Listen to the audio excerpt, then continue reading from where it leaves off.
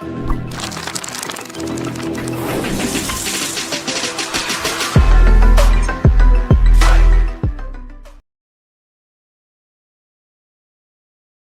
now let's look at something called aggregation functions. And we have several of these. We have sum, then we have the average, then we have the minimum, maximum, and the count. These are the main aggregation functions that we look at in SQL.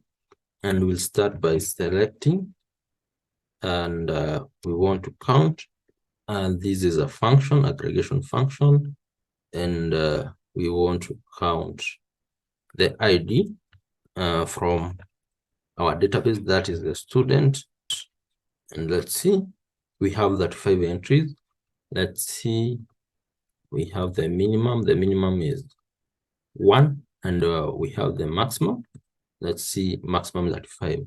We can also count, and let's see, mark. Let's see, we have that 5 entries.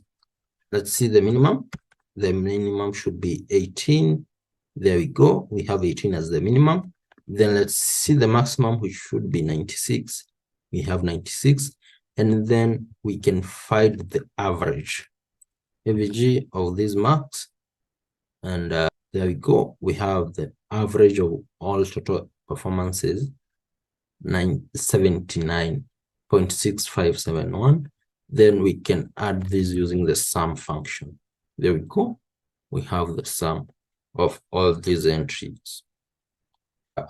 And in some cases, we might want to use an alias to specify these entries. In that case, we use the alias to create a new column for these entries.